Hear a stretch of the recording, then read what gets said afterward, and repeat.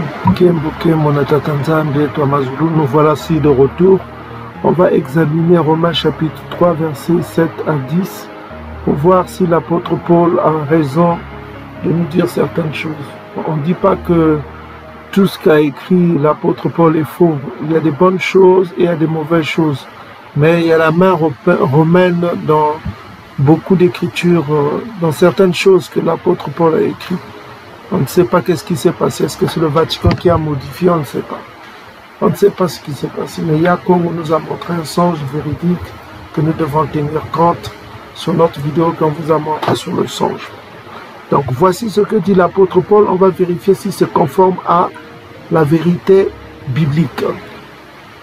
Donc il dit ici, et si par mon mensonge, la vérité de Tout-Puissant éclate davantage pour sa gloire, pourquoi suis-je moi-même encore jugé comme pécheur?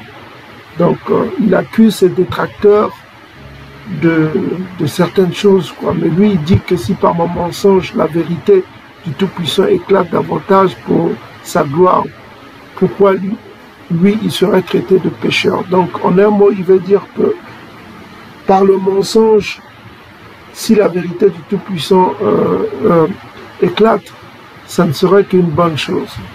Donc c'est ce qu'il veut dire. Verset 8. Et pourquoi ne ferions-nous pas le mal afin qu'il en arrive le bien? Comme quelqu'un qui nous calomnie prétendent que nous le disons. Donc ça, il répond à ses détracteurs, hein, ça ne nous intéresse pas. Voilà, nous, ce qui nous intéresse, bientôt on va vous voir, verset 5. Que dit l'apôtre, votre apôtre Paul? Quoi donc? Sommes-nous plus excellents nullement? Car nous avons déjà prouvé que tous, juifs, c'est-à-dire Yaoundé, et grec ici, le mot c'est Hélène. Hein? Ça, il faut voir le livre de Maccabée pour comprendre les bantous helléniséens. Sont sous l'empire quoi? Du péché. Maintenant, ce qui nous intéresse, c'est le gros mensonge que va nous livrer ce Romain qui a écrit ce texte-là, parce qu'on voit que il y a la main romaine à partir. On commence à comprendre qu'il y a la main au point. Regardez ce que votre apôtre Paul dit. Selon qu'il est écrit, il n'y a point de juste, pas même un seul. Donc vous voyez ici, Paul le Romain nous dit qu'il n'y a pas de juste, pas même un seul. Il est écrit. Or, il dit là, c'est du mensonge. C'est écrit nulle part. Et puis, il va donner maintenant le psaume chapitre 14 ici. Et on va vous faire comprendre qu'il a mal compris lui-même. À partir du verset 11, il va donner le psaume chapitre 14. Mais ni dans le psaume chapitre 14, ni dans d'autres chapitres de la Bible, vous pouvez fouiller vous-même. Hein. Le verset 10, il n'est écrit nulle part qu'il n'y a pas point de juste, pas même un seul. On vient de vous démontrer tout à l'heure qu'il y a des justes dans notre vidéo qu'on vient de vous montrer. Donc on va prouver à l'apôtre Paul, à votre apôtre Paul, qu'il y a bien eu des justes dans le coma de Bangkok. On va le prouver, ce mensonge-là. C'est un gros mensonge que votre apôtre Paul nous livre ici. Écoutez attentivement. Bon, d'autres chrétiens du dimanche, vos pasteurs vont dire oh, il faut pas, c'est des traductions, c'est plusieurs traductions, je le sais, c'est plusieurs. Mais on voit ici que c'est en Kouané, ici. Regardez le mot qu'il a utilisé juste. Regardez, dikaios. Dikaios, c'est l'équivalent de tiadi hein, en hébreu. Ok, dikaios. Qu'est-ce qu'on dit de dikaios? Dikaios, qu'est-ce qu'on dit? Regardez ce qu'on dit de dikaios. Juste. Qui observe la loi divine, qui observe la loi divine. Regarde, on dit juste qui observe la loi divine. Donc on va voir ce dikaios-là, et beaucoup a été utilisé même dans le Nouveau Testament, mais apparemment l'apôtre Paul n'était pas en connexion avec les 12, tout ça comme ça. Ben, je ne sais pas si c'est un Romain qui l'a écrit, si actuellement cet apôtre Paul a existé, on ne sait pas. Hein? Vous, nos frères, nous, on ne sait pas ce qui s'est passé avec la main du Vatican. Mais ce qui est sûr, c'est que ce qu'il dit ici, c'est purement un gros mensonge. Selon qu'il est écrit, il n'y a point de juste. Donc, on va prouver à l'apôtre Paul qu'il y a bien eu des justes dans le coma. Donc, souvenez-vous, votre apôtre Paul, qu'est-ce qu'on dit de lui? Que c'était un pharisien, c'est un connaisseur de la loi, tout ça comme ça, il connaissait la loi, tout ça comme ça. Hein, on ne va pas revenir sur ça, on a déjà parlé de l'apôtre Paul, que c'est un connaisseur, un pharisien, un connaisseur de la loi.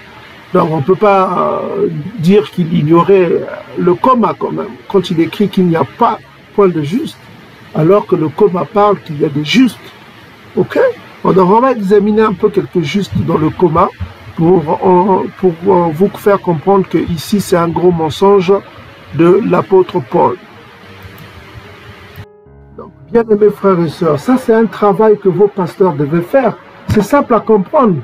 Ok? Il y a eu des justes dans l'Ancien Testament et même dans le Nouveau Testament, on va le prouver, que votre apôtre est un gros menteur. Il dit ici, hein, lisez mot par mot, hein, selon qu'il est écrit, il n'y a point de juste. Donc selon l'apôtre Paul, il n'y a point de juste. Donc on ne va pas dire que, regardez son poignet, hein, il n'y a point de juste. Regarde, dit Kaios, pas de juste, homme observant la loi, juste qui observe la loi divine. Donc il n'y a point de juste, bon voilà, ils vont dire que voilà, ok, on va lui prouver que c'est le mensonge. Ok? Donc on va prouver que là, il est en train de mentir. Donc on va aller dans Genèse chapitre 6, hein, parce qu'il faut se souvenir que dans Genèse chapitre 6, il y avait des gens qui observaient la loi divine. Hein? Parce que Noc a reçu une loi.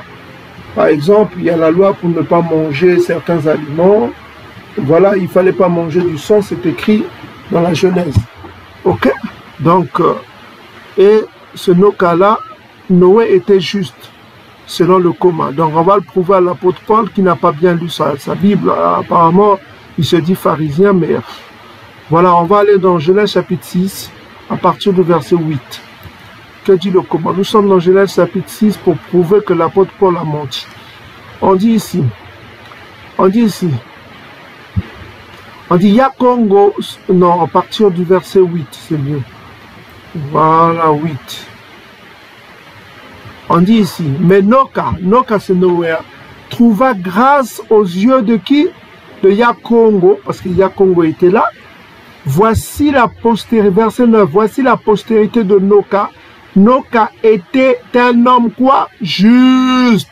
Juste. L'apôtre Paul dit qu'il est écrit qu'il n'y a point de juste. Mais ici, on dit qu'il y a un juste. Donc, l'apôtre Paul a fait quoi?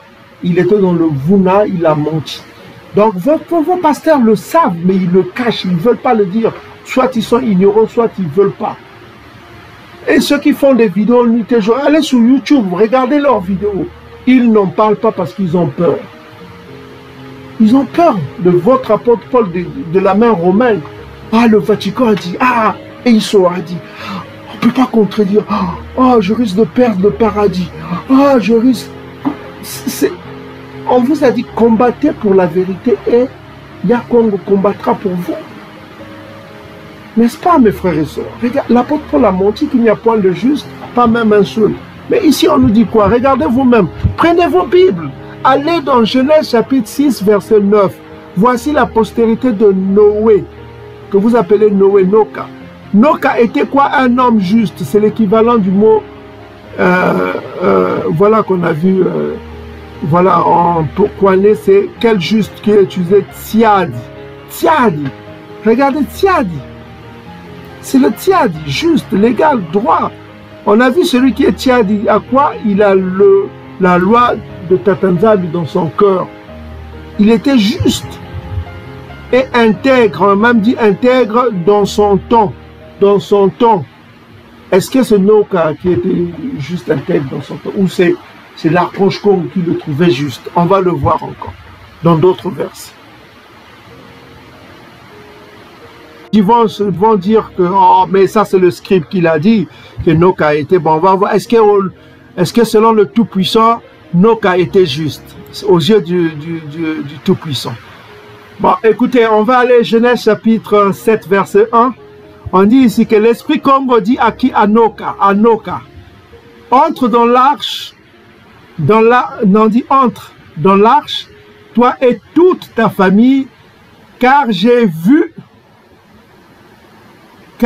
t'ai vu juste devant moi parmi cette génération. Je t'ai vu juste devant moi parmi cette génération. N'est-ce pas? Ok. Donc, Yakongo a vu que Noka était juste parmi tous ceux qui étaient dans sa génération. N'est-ce pas? Juste quel est le mot qu'ils utilisaient? C'est Tsiadi. C'est Tsiadi. C'est toujours Tsiadi. Est-ce que vous commencez à comprendre juste le synonyme de quoi? De ce mot grec qui est utilisé, dikaios. Maintenant, on va voir encore, il y a plusieurs, il y a eu un débat dans Genèse chapitre 18, hein, quand Yakongo devait détruire Sodome et Gomorrhe, vous connaissez, hein? Donc, l'archange Congo devait savoir est-ce qu'il fallait détruire Sodome. Donc, si on voit dans le mot Tsiad ici, dans Genèse chapitre 18, on va voir Genèse chapitre 18. Alors, Genèse chapitre 18, vous verrez aussi que il y a Nabi Abana qui demandait est-ce qu'il va détruire Genèse chapitre 18, verset 26. S'il y a un juste, est-ce que tu vas détruire Sodome? Tout ça comme ça. Ben, effectivement, il a détruit et il a épargné la vie de quoi? De Luta. Luta était le seul juste qu'il a trouvé, Luta et sa famille, qu'il a épargné Luta et sa famille. Donc, ça veut dire que Luta était juste aux yeux d'eux, c'est-à-dire Lot était juste, hein, celui que vous appelez juste, il était juste, et sa famille était juste aux yeux de Yakongo qui les a épargnés. On a vu tout à l'heure que le juste est toujours épargné le jour du jugement, son salut est assuré. On a vu ça. Luta était juste aux yeux du Très-Haut, et puis voilà. Donc, c'est ce qu'on a vu tout à l'heure. Ok? Donc, on ne va pas s'épargner sur ça, mais on va voir dans le Nouveau Testament, est-ce qu'il y a eu des justes? Donc, pour cela, on va voir le Nouveau Testament. Luc chapitre 1. On va aller au verset 5. Luc chapitre 1, verset 5. Ah oui, là, ça charge. C'est bon, ça charge. Ils ont chargé. Donc là, on a la batterie qui commence à remarcher, c'est bon. Gloire au Tout-Puissant. Gloire au Tout-Puissant. On avait un problème de batterie, ça commence à marcher. Hein. Au Testament, il y avait de juste. On peut encore ajouter, hein. Job était juste. Job il était plus que juste, Job. Job chapitre 1, verset 1. On va voir Job aussi. On a vu que Noka était juste. Ok, Noka était juste. On va voir Job. Un autre qui était juste. Job chapitre 1. Prenez Job chapitre 1, verset. Job chapitre 1, verset 1. On dit qu'il y avait dans le pays de Ouz un homme qui s'appelait Yombe. C'est Yombe, Job, Yombe. Cet homme était quoi? Intègre. Le mot intègre, voilà, c'est parfait quoi, c'est la perfection. Il était intègre, parfait. Et droit. Droit, c'est yatsa. C'est pas, on a utilisé un autre mot qui veut dire quoi? Juste. Juste. Donc Job était juste. Ok, il était juste, il était droit, il y a ça, c'était juste. Ok, Job était juste. Il était juste, il y a ça. Donc il était juste, il était droit, juste. Donc droit, c'est synonyme de juste. Et là, on dit que c'était il y a ça, c'était juste. Il était juste. Donc il y a Job aussi qui était juste. Ok, mes frères et sœurs. Donc l'apôtre Paul a menti. Maintenant, on va voir son mensonge, va encore aller loin. On va voir qui était juste aussi dans son temps, hein. Dans le temps du Nouveau Testament, on va voir qui était juste. Donc on voit ici, on voit dans Luc chapitre 1, verset 5, on dit que du temps d'Hérode, roi de Yaoundé, il y avait un sacrificateur nommé Sakaya. Sakaya, on a vu Saka. Sakaya, c'est Zacharie, Sakaya, de la classe d'Abia.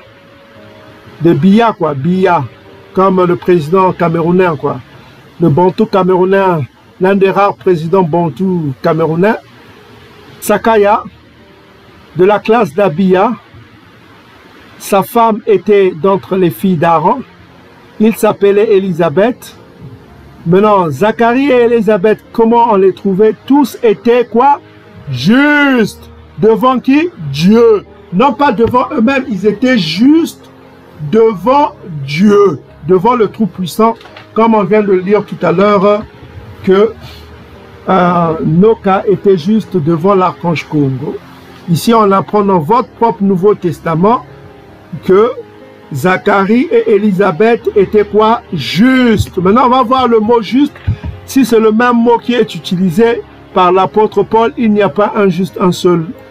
Maintenant, on va dikaios, c'est le même mot. Oh là là, dikaios, c'est le même mot. Ok, le même mot dikaios, c'est le même mot qui est utilisé juste.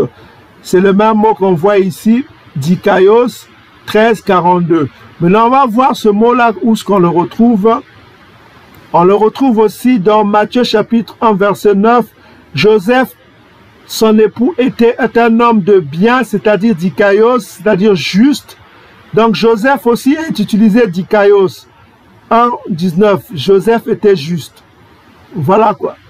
Donc Joseph aussi était dikaios, ça veut dire juste. Maintenant, Joseph, le père de votre sauveur, il était juste.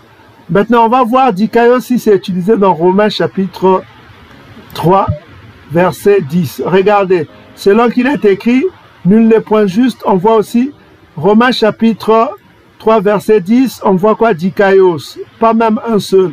Donc, on voit que votre apôtre Paul, qui a écrit ça, c'est un gros menteur. On vient de dévoiler votre apôtre Paul. Hein? Que vos pasteurs, là, arrêtent de chanter, là, de faire avec l'orgueil. Oh, Paul a lobby boyé. Paul, c'est là ce qui est écrit dans Romains chapitre 3, verset. Celui qui a écrit votre livre, là, n'est qu'un grand menteur. Il est grand menteur, il a menti. Il manque selon ce qui est écrit, qu'il n'y a pas un seul juif. On vient de juste. On vient de démontrer que Noka était juste. On vient de démontrer que dans le livre de Genèse chapitre 18, on voit que Yakongo a écouté Abana que s'il y a un juste, il épargnerait le juste, et qui a été épargné? La maison de Lot a été épargnée. Donc on vient de voir aussi que Job, le terme utilisé pour juste, c'est un autre terme qui s'appelle Yassa. Job était juste aux yeux de Tatanzani. Il était même parfait. Il était parfait et juste. Est-ce que vous commencez dans d'autres versions, on dit parfait et juste. Donc Job était parfait, il était juste, n'est-ce pas? Mais l'apôtre Paul disait qu'il connaissait, il était pharisien, qu'il connaissait la loi. On pouvait avoir un peu d'excuses si l'apôtre Paul n'était qu'un simple Étienne. Comme on a vu, Étienne, lui, il était un gros menteur. Lui, il mentait beaucoup. Lui, lui il allait vite. Hein? L'apôtre Paul aussi. Je ne sais pas si c'est le vrai Paul ou c'est les Romains qui ont modifié pour écrire ce roman, le livre romain. Là. Mais on voit que ce n'est pas la main de l'archange Congo. Ce n'est pas le Dieu de vérité qui a inspiré le livre de Romains. Ce n'est pas le Dieu de vérité. C'est la main romaine, c'est la main du menteur, c'est le diabolos. Et c'est pourquoi on a vu son acharnement contre la loi. Regardez comment il était contre la loi. Christ est la fin de la loi. Vous vous souvenez toujours dans ce Romain 28. Car nous pensons que l'homme est justifié par la foi, sans les œuvres de la loi. Donc vous voyez, c'est très italien ça. Hein? Toujours la haine de la loi, quoi. Il avait une haine de la loi. Hein? Il avait une haine de la loi. Il privilégiait la foi en un Christ qui est la fin de la loi. Donc, il menait les gens vers la fin de la loi. Il avait une haine de la loi, ce monsieur-là. Donc, on vient de découvrir pourquoi il avait une haine de la loi. Parce qu'il dit que le mensonge est bénéfique quand c'est pour la gloire du Tout-Puissant. C'est ce qu'il dit sur votre Nouveau Testament. Ce qu'il dit à partir du verset 5. Le mensonge peut être bénéfique quand c'est pour la gloire du Dieu. Vous voyez, il magnifie le mensonge. Donc, on vient de prouver votre apôtre Paul, mes bien-aimés frères et sœurs qui nous écoutaient sur YouTube. Hein? Il vient de confirmer lui-même, il dit ici qu'il n'y a même pas un seul. Donc, on a prouvé qu'il y a plusieurs qui ont été, il y a des justes, on a prouvé. On a prouvé qu'il y a des justes dont le nom était inscrit dans le livre de vie au début de la vidéo. N'est-ce pas? On vous l'a prouvé. Et on vient de prouver que nos cas, dans Genèse chapitre 6, verset 9, étaient injustes. Le terme utilisé, c'est tiad. C'était injuste. On vient de voir que dans votre nouveauté, dont Job était considéré comme juste, et que Job était considéré comme juste, il y a plein d'exemples, mais on y va un peu vite parce qu'on fait cette vidéo. On vient de voir dans votre propre Nouveau Testament, dans Matthieu chapitre 1, verset Matthieu chapitre 1, verset 19, il est appelé juste. Comment il s'appelle? Le père d'Isaïe, Joseph. Son époux était un homme de bien, c'est-à-dire le mot bien c'est dit kaios. Dans d'autres traductions on dit juste, il était juste. Dans d'autres traductions on écrit dit kaios, c'est toujours le même mot, juste. Donc Paul n'était pas en coordination avec Matthieu ni avec Luc. Luc définit Élisabeth et Zacharie, le père de Yochanan, de Jean-Baptiste, comme des justes. Pourquoi ils étaient justes? On va voir pourquoi ils étaient justes. On revient encore dans Luc chapitre, c'est-à-dire qu'ils n'avaient pas lu le livre de Luc, j'ai l'impression. Parce que chacun lisait son livre, je ne sais pas, est-ce que c'est les mêmes dates, je ne sais pas comment les Romains ont forgé leurs mensonges, leur religion, je ne sais pas. Regardez, ici on parle de, en ce temps, on revient encore, hein, parce que l'apôtre Paul dit, là c'est le Nouveau Testament, on ne va pas dans l'Ancien Testament, on voit déjà que Noé était considéré comme, il était juste. Le terme utilisé c'est tiad, hein, il était juste. On voit que Job était juste. Notre terme utilisé, c'était yatsa. Ça veut dire droit, ça veut dire aussi juste. Job était juste. Il était même parfait, tama. Il utilise le terme parfait, tama. Ok? Donc, on voit que l'apôtre Paul connaissait l'hébreu quand même. Il connaissait l'hébreu. Je ne sais pas, il n'a pas d'excuse. Encore plus, il était pharisien. Donc, on trouve que ce n'était pas un pharisien qui a écrit cela. Ce n'était pas un connaisseur de la loi qui a écrit votre livre de Romains. C'était qu'un Romain. Ce n'était qu'un Romain édomite qui ne connaissait pas l'Ancien Testament. On voit qu'ils n'avaient pas, ces gens-là n'avaient pas la connaissance de l'Ancien Testament. Ça prouve que c'était des Romains catholiques italiens qui nous ont donné cet évangile-là. Ils ont converti le roi Alfonso du royaume Congo, dont les pères connaissaient l'archange Congo, mais lui, il a été corrompu. Le roi Alphonse du royaume Congo, qui a accepté le christianisme édomite. Conséquence, nos frères ont été amenés en captivité. Il s'est rendu compte trop tard, quand les Bantous commençaient à perdre les hommes, à voler les Bakong, on les amenait en bateau, tout ça comme ça, on les baptisait maintenant. C'est là où il s'est souvenu, oh, mais ces gens-là, c'est des trompeurs. Effectivement, c'est des trompeurs, c'est Edom, c'est Isso. C'est le Ntsavu, le terme Congo qui utilise pour dire poilu, Ntsavu. Est-ce que vous commencez à comprendre? Donc écoutez attentivement, l'apôtre Paul n'avait pas lu Luc, encore moins Matthieu. Regardez attentivement. On dit ceci, Luc chapitre 1 verset 5. Du temps d'Hérode, roi de Yaoundé, il y avait un sacrificateur, c'est-à-dire nommé Zacharie, hein, Sakaya, de la classe de Biya, Abiya, on ne dit pas Abiya, parce qu'Abiya, il y a le Aleph en fait avec ce nom-là. Hein, le Aleph, ça ne se prononce pas, donc on dit Biya, Biya comme ça se prononce bien le président du Cameroun, hein, Biya. De la classe de Biya, sa femme était d'entre les filles de Aaron. Il s'appelait Élisabeth. Mais non, ça c'est pas Yann Tiba qui le dit. Hein. Regardez, lisez mot par mot. Hein. Lisez, hein, mot par mot. Tous deux, c'est-à-dire Zacharie et Élisabeth, sa femme, étaient quoi? Juste. C'est-à-dire, c'est le même mot que l'apôtre Paul utilisait, dit kaios. Or, l'apôtre Paul vient de nous dire que il n'y a pas un juste, pas un seul, ce qui est écrit. Or, on vient de démontrer à l'apôtre Paul que Noé était juste, pas seulement par le scribe qui a écrit sa vie, mais à l'égard de l'archange Congo aussi, il était juste. Dans sa génération, il était un tiad. Il avait le tiad, il était juste. Mais S'il n'y a pas un seul juste, comment se fait-il que les noms de ceux qui sont inscrits dans le livre de vie, c'est les noms des justes? On vient de le lire dans le psaume chapitre 69, verset 28. Le nom qui est inscrit, c'est le nom des justes dans le livre de vie. Mais s'il n'y a pas de justes, donc il n'y a pas de livre de vie. Donc l'apôtre Paul est dans le faux, c'est un gros menteur. Il nous a d'abord menti. Job était considéré comme un juste. Yatsa, c'est-à-dire c'était un juste. Et Noé était considéré comme un juste aux yeux du Tout-Puissant. Genèse chapitre 7, verset 1 et Genèse chapitre 6, verset 9. Donc l'apôtre Paul ne l'a pas lu. Lui, il dit qu'il n'y a même pas un seul. Donc c'est un menteur, un Vuna. Il a utilisé le mensonge pour, comme il a su bien le dire lui-même au verset 7 de Romains chapitre 3, verset 7, utiliser le mensonge pour la gloire de son Dieu. Mais quel Dieu? Le Dieu de la vérité? Non, le Dieu du mensonge. Parce qu'il utilise le mensonge pour nous dire quoi? Que seule la foi suffit. Les œuvres de la loi ne sauvent pas. C'est du mensonge, c'est du Vuna.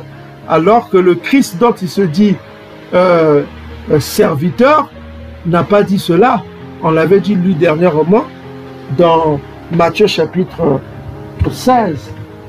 Hein? On a dit que le Christ qu'il croit lui-même avait dit quoi? Que pour être sauvé, il faut revenir à l'obéissance à la loi mosaïque. On vous l'a dit dans la vidéo qui s'affiche sur l'écran, le retour à la loi mosaïque. Donc, il contredit son maître, il contredit même les écrits de Luc. Luc qui dit ici, on va lire encore, on lit encore. Lui il dit qu'il n'y a même pas un seul juste. Ici, il y a des justes, on lit ici quoi? C'est le même mot qu'il utilise. Hein? C'est le même mot qu'il utilise, dikaios. C'est le même mot qu'il a utilisé. Je ne fais pas.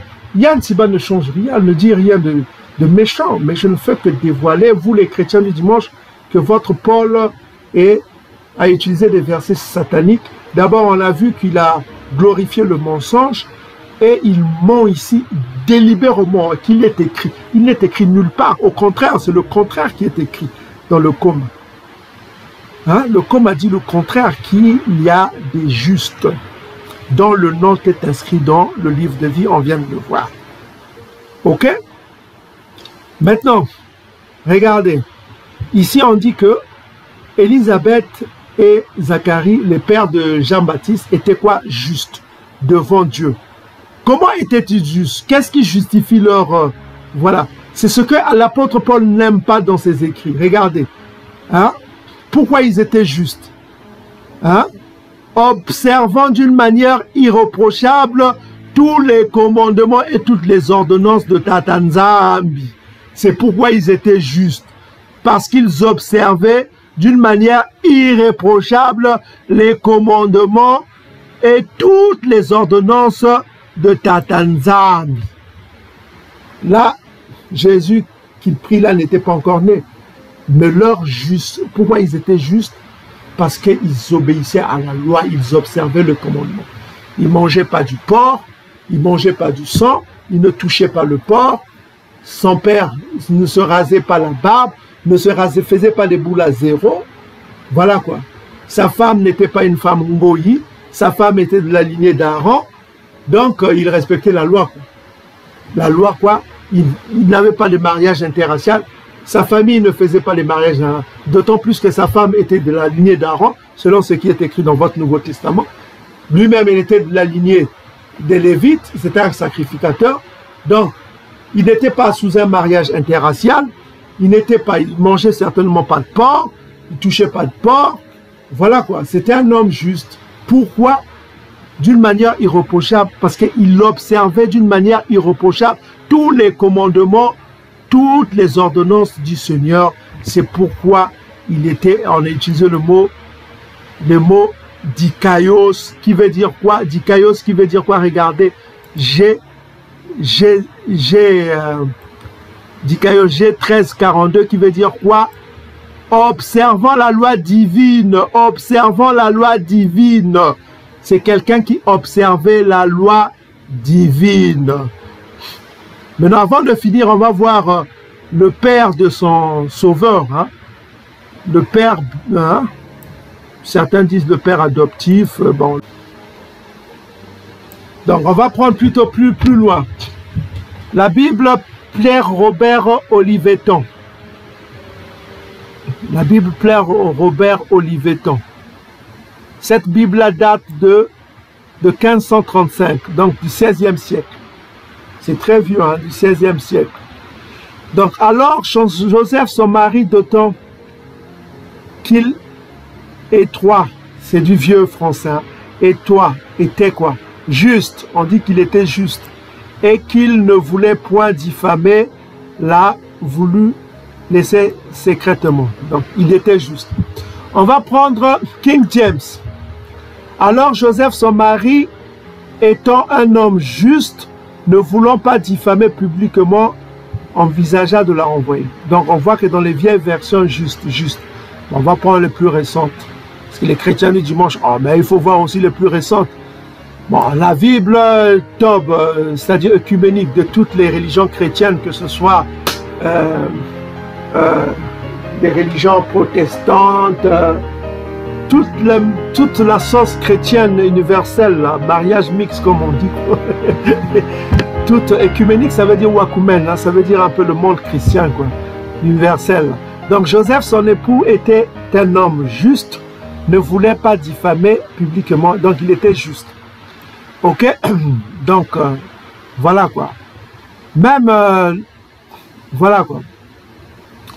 Donc on dit qu'il était un homme juste. Même la Bible des témoins de Jéhovah dit, traduction du monde nouveau, qu'il était quoi? Juste. Juste. Donc il était juste. Donc il n'y a pas un seul juste selon lui. Ah, voilà quoi. Donc il justifie ceux qui ne sont pas justes par le fait que ils ne seront pas justifiés par la loi, quoi. Or, on vient de voir que pourquoi le père de Jean-Baptiste et la mère de Jean-Baptiste étaient justes, parce qu'ils observaient la loi. Donc, ça contredit toute la thèse de votre Romains chapitre 3. On voit que ils se confondent eux-mêmes, les Édomites. Quand, vous savez, quand le méchant vient jeter son sort, on vous l'a montré dans le psaume qu'on a lu dernièrement. Ils ont l'alliance dans la bouche, ces gens-là. Ils ont l'alliance dans la bouche. Mais ils trompent le peuple. Et on voit que les pasteurs du dimanche, ils trompent le peuple bantou en utilisant le mensonge de ce Paul. Vous comprenez pourquoi ils seront exclus? Parce qu'ils ne reconnaissent pas la vérité. Ils ne reconnaissent pas la vérité, ils ne reconnaissent pas le mensonge. Ils sont tellement aveugles.